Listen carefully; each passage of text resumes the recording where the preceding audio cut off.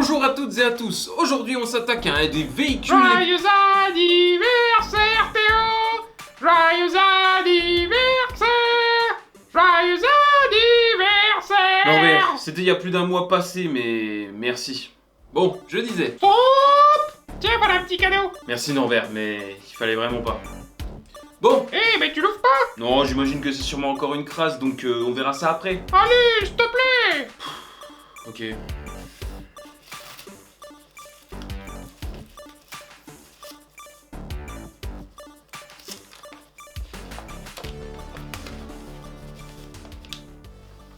Ah! Mais qu'est-ce que c'est que ça encore? Un stickers Lego canard lenticulaire! Ah ah ah, ouais. C'est vraiment super. Bon, j'ose espérer que t'as pas payé cette horreur trop cher. Oh bah non, 3 fois rien! Il fallait utiliser des points Lego VIP, donc je me suis permis d'utiliser les tiens. Quoi? Mais t'inquiète, c'était que 500 points. Oh là! Théo, bout du rouleau, hein?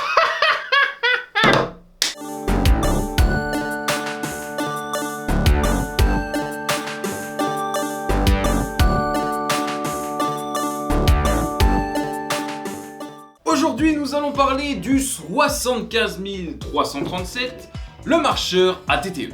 Et petite question, ça veut dire quoi ATTE? All terrain.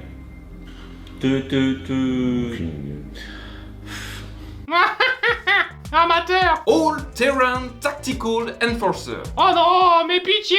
Stop avec l'accent anglais! Ok, bon bah, all-terrain, tactical, enforcé. J'ai rien dit. C'est encore pire! Bref, dans la jolie boîte 1082 pièces, de quoi assembler un beau jouet de 19 cm de haut, 44 cm de long et 24 cm de large pour la somme de 139,99 €. Et oui, ici nous avons bien affaire à un jouet, mais il reste à mon avis particulièrement convaincant, même pour l'exposition. Oh, bien rigolote cette petite blague. C'est pas une blague. Mais c'est un vrai gruyère, ton machin! Arrête de voir, ça va. Bref, étant donné que nous sommes en face d'un jouet, nous allons nous attarder aux fonctionnalités de cette bestiole. Et on commence par le cockpit. On peut le retirer pour y glisser un clone au poste de pilotage. Le canon situé sur le dessus du marcheur est amovible. Un clone gunner peut d'ailleurs venir s'installer aux commandes de ce canon. Malheureusement pas de tenon pour bloquer la figurine, il faudra donc faire attention pendant les déplacements, sinon c'est la chute. Si tu tombes, c'est la chute. Si tu chutes, c'est la tombe. Merci Norbert. Et les designers ont bien évidemment pensé à rajouter 2 lance-studs nouvelle génération sur les côtés du canon pour terrasser du droïde de combat. Avoue, t'en as bavé pour toucher ta cible. Tu peux pas savoir à quel point. Sous ce canon se trouve un premier intérieur, de quoi y installer 2 clones de la 212e. A leur côté se trouve un stock de détonateurs thermiques, ainsi qu'une petite caisse contenant une paire de jumelles. Et comme 2 intérieurs valent mieux qu'un, les designers ont bossé sur un deuxième compartiment situé à l'arrière du ATTE. De quoi y installer les 5 clones présents dans le set. Ouais, mais du coup, c'est qui pilote? J'en sais rien moi. Je veux savoir! Je vous promets, hein, c'est pas si facile que ça de se le coltiner tous les jours. De qui tu parles? Les clones peuvent y ranger leurs armes dans un rack, mais aussi y boire une tasse d'une délicieuse boisson chaude. Le clone gunner peut quant à lui s'installer aux commandes des canons arrière. Eh ben, c'est pas si mal en fin de compte. Attends, mais c'est pas fini! Les designers ont même pensé à installer un petit extincteur au cas où il arriverait une bricole au ATTE. Concernant les pattes, malheureusement, on ne peut pas les disposer à notre convenance. Enfin, seules celles du milieu peuvent être orientées comme on le souhaite. Mais on notera l'effort dont on fait preuve les designers pour améliorer le rendu des pieds du ATTE pour qu'ils collent plus à leur esthétique vue dans l'épisode 3. Et la petite fonctionnalité bien utile, c'est cette petite poignée pour transporter son jouet où l'on veut, plus facilement et surtout sans tout péter. Évidemment, pour accompagner ce set, Lego nous propose une jolie poignée de figurines.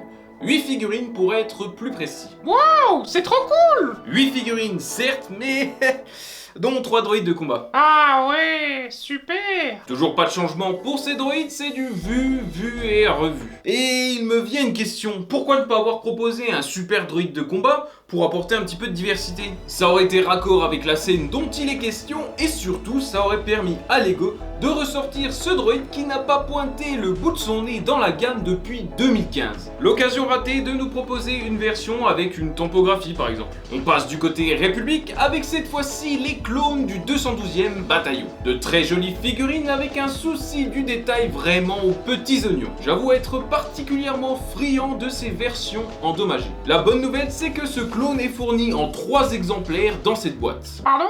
C'est vrai que pour le coup c'est assez surprenant.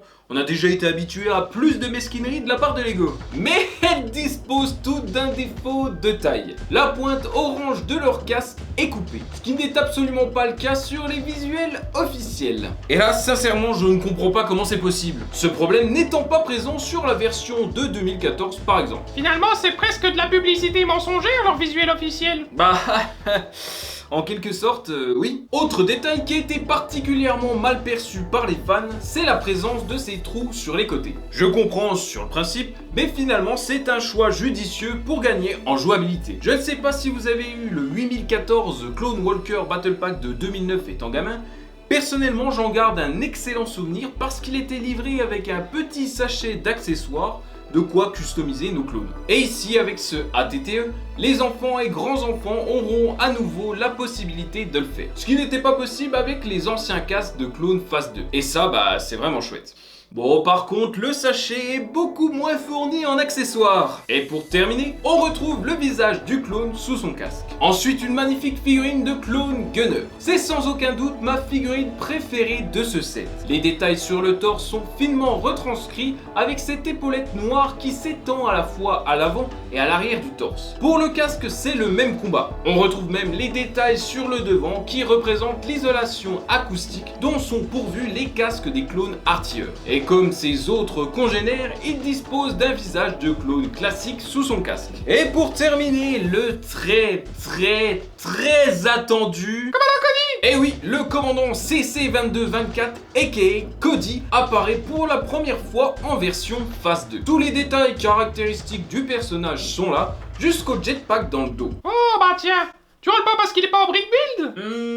Non. Vu la forme du jetpack, je pense que le tempographier était un choix judicieux. Contrairement au choix fait pour le casque, là c'est zéro effort. La visière est l'ancienne vue sur les clones phase 1, donc absolument pas raccord avec celle vue dans le film. Et ce sentiment de travail bâclé est renforcé par les nombreux customs et autres foliques hyper sympas traînant sur internet avant sa sortie. Folix, tu dis? Ça me donne une idée. Faut que je trouve une diversion. Surtout que la version, encore une fois, vue dans le jeu Lego Star Wars, la saga Skywalker, était beaucoup plus convaincante. La visière est en fait un petit peu biseautée, ce qui rend un petit peu plus hommage au personnage de base. Aïe aïe aïe aïe aïe aïe, j'ai mal, aïe aïe aïe aïe. Qu'est-ce qu'il y a Norbert? Je me suis coincé une écharpe dans le doigt. Je vois rien du tout Norbert. Si, tire-la s'il te plaît. Ouais, c'est bon, attends. Perdu. Eh merde. Salut, bande de pignons. Avec les tutos du bon vieux Dodo, on apprend des trucs, inutiles. Mais c'est trop cool. Bon, fais pas la gueule. Si. Dommage pour toi. Aujourd'hui, je vais vous apprendre à faire des Folix. Quoi? Allez, c'est parti. Wouhou. Première étape, le matériel. Pour faire un Folix, il te faut une figurine blanche de préférence, un feutre de couleur, un téléphone et un ordinateur. Deuxième étape, l'assemblage. Pour commencer, il faut que tu prennes ta figurine et que tu viennes y dessiner ce que tu veux dessus avec un feutre de couleur. Eh ben, c'est fin ça. Ensuite, tu poses ta figurine sur n'importe quelle surface et tu viens la prendre en photo. Comme ça? Alors non, la petite spécificité, c'est qu'il faut faire de grands gestes quand tu prends la photo. Mais ça va être tout flou. Justement, c'est les faire chercher. Ok. Une fois votre image ouverte, vous venez y déposer votre filigrane ou watermark pour les Américains. Ici, ça sera hashtag Nono le gros liqueur du 70.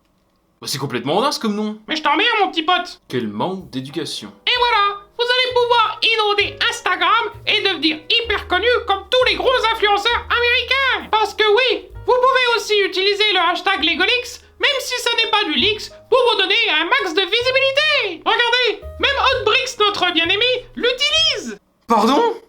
Ouais, mais Hotbricks, on l'aime bien quand même. Quelle question, évidemment, Norbert. Bisous Hotbricks. Bon, pour en revenir à Commandant Cody, pourquoi ne pas avoir proposé un nouveau casque moulé? Quelque chose qui aurait pu être similaire à la Buildable Figure 75 108.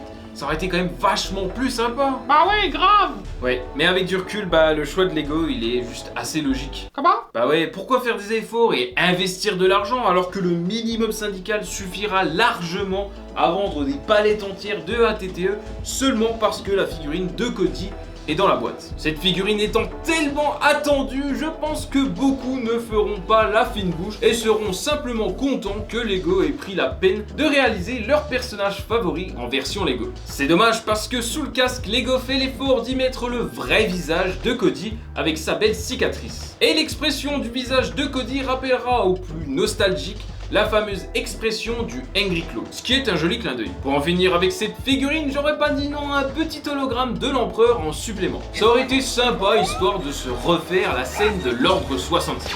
Ouais, mais de toute façon, y a pas Boga ni Obi-Wan, donc bon. Ouais, on croise les doigts pour un futur set. T'as encore oublié de parler du droïde araignée. Ah oui. Pardon. Le droïde araignée nain DSD1 n'a absolument rien à foutre ici. Ce set est basé sur la bataille du Tapao vue dans l'épisode 3. Vous pouvez chercher, vous n'en verrez pas un seul dans cette bataille. Ceci étant dit, l'idée d'y ajouter une construction en plus pour équilibrer les forces est une bonne idée. Mais pourquoi ne pas être allé au bout de cette bonne idée en proposant un droïde de casse, un tridroïde Octuptara ou encore mieux un droïde crabe LM432. Je m'imaginais déjà rejouer cette scène absolument géniale des clones de la 212e qui grimpent sur le dos des droïdes crabes pour les désaguer un par un. Me vient donc l'idée d'une théorie. Et si ce set était à la base prévu pour être basé sur l'épisode 2? Oh, bah comment ça? Bon, à force, vous devez le savoir, cette année, on fête les 20 ans d'anniversaire de l'attaque des clones. Et les marques ont forcément sorti des jouets en conséquence. Jusque-là, je comprends, ouais.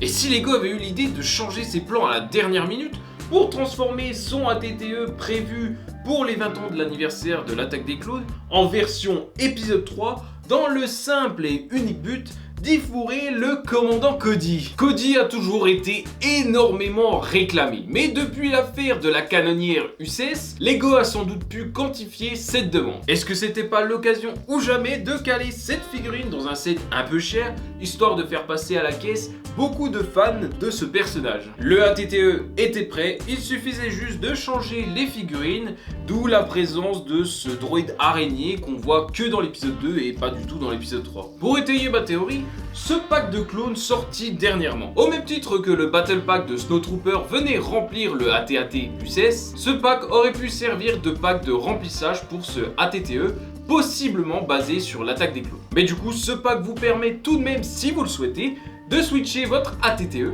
en version épisode 2. Mais ça n'est qu'une supposition et on n'en saura jamais plus.